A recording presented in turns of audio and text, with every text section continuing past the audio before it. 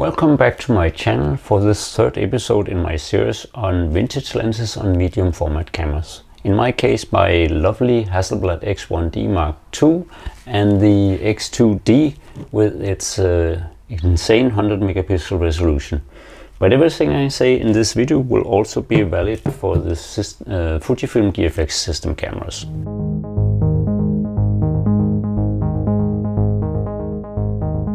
In the previous episode we had a look on the what an old mirror lens, the Tokina 500mm lens, and the famous Helios 44-2 can do on medium format sensor. I guess that many were quite surprised of the results, despite the fact that these two lenses doesn't resolve to the 100 megapixel of the X2D and probably not even to the 50 megapixel of the X1D Mark II. But as I showed in the video, that's not a problem. You can create stunning images with both these lenses, partly due to the larger sensor. If you haven't seen the previous episode in this series, I'll link to it up here. Some of you might know that I have been a Canon shooter for many years and that I have had cameras from several generations of Canon mount systems.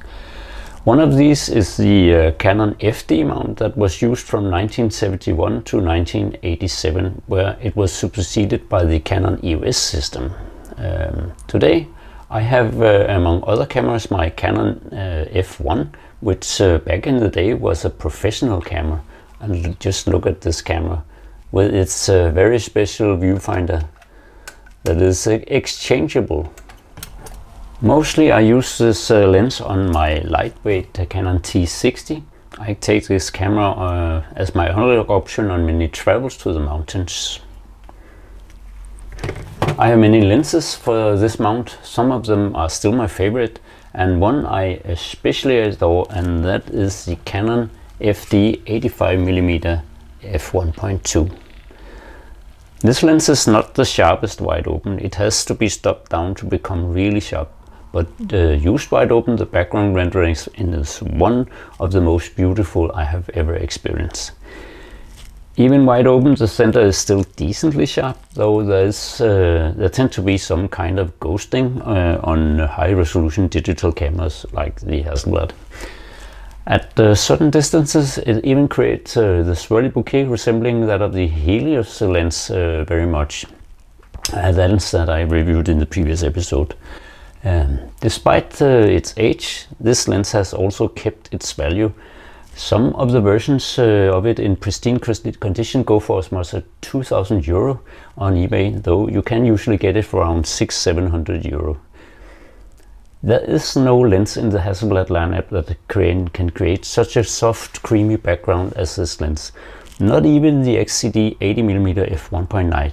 That I do believe that when stopped down a bit, it resolved at least to the level of the 50 megapixel on the X1D Mark II. You'll see sharpness samples later in this video, but you can also watch my full review of this lens. I'll put a link to it up here.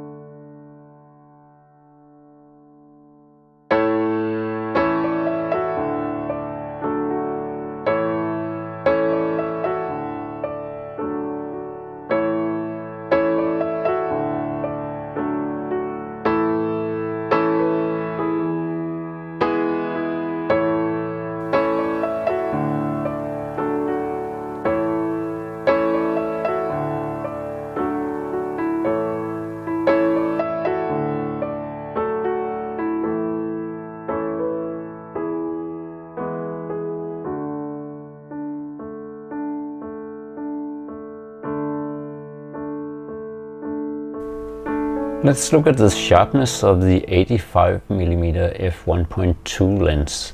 We see here that there's a bit of vignetting going on, and it looks like contrast is not very high. And if we zoom into the middle of the image, we can see that it's not very sharp, and contrast is very low.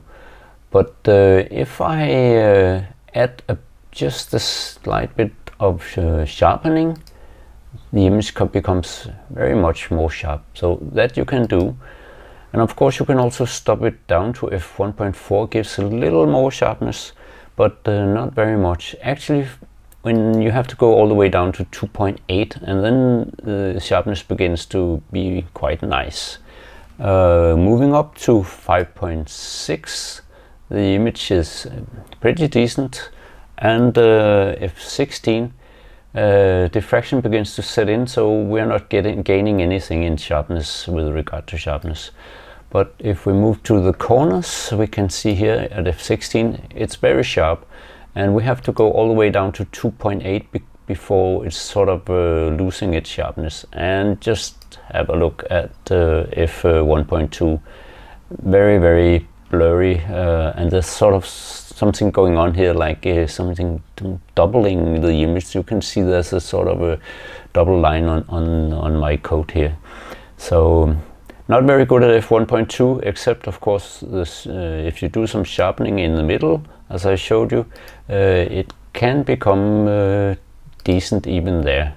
Well, overall I think it's decent, but not very sharp right from f1.2, but it can be used if you want to have this very nice blurry background. If the price of the 85mm f1.2 keeps you away, then you might consider the Canon FD 50mm f1.4. It has some of the ability of the 85mm, though not as extreme. The background rendering is more soft than anything an original Hasselblad lens can create, and it delivers this in a very cheap package. There is, however, a slight amount of vignetting, but if you are shooting portraits, this might just be fine. Furthermore, how many of us actually use the full size of the 4:3 aspect ratio images from the medium format? Probably not many. Print sizes are not normally that aspect ratio, so we'll crop images anyway, and thus get rid of the vignetting.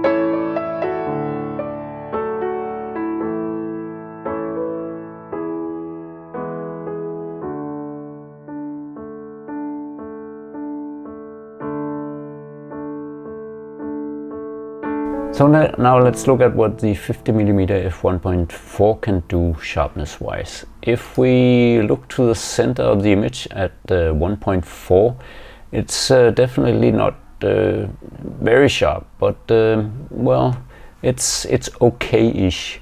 If we move to the shot at 5.6, there's much more sharpness and a bit more contrast as well. And if we move all the way to f11, it's even a bit sharper and very nice image. But let's have a look at how it is in the corners. Oh, sorry. You can see there's a bit of vignetting here at f1.4, but the sharpness is not that bad actually, and that's quite amazing. But of course, if you move to 5.6, it's really sharp actually. So very good. And if you noticed here, there's almost no vignetting. It's a very slight vignette. F11 is also very sharp up here in the corners. So actually not that much diffraction going on. You can see the screw here, very sharp. So nice performance from this this very old 50mm f1.4. This lens is easy to find for cheap. I've seen it on eBay for less than 10 euro. I got mine years ago together with the camera and only paid for the camera. Now you have heard my reasons for shooting lenses that not always live up to the insane sensor resolution of the Hasselblad cameras. These lenses are only a minor part of the vintage lenses that I use on my beautiful Hasselblad cameras. But there's always a reason when I use them. Create a look or obtain functionality that can't be achieved using Hasselblad lenses. I believe that makes sense in a way that it can't be dispelled as a waste of cameras, as it is exactly this combination of camera and lens that creates a certain look. As I mentioned earlier, I hope you will comment on this video, but please be kind to each other.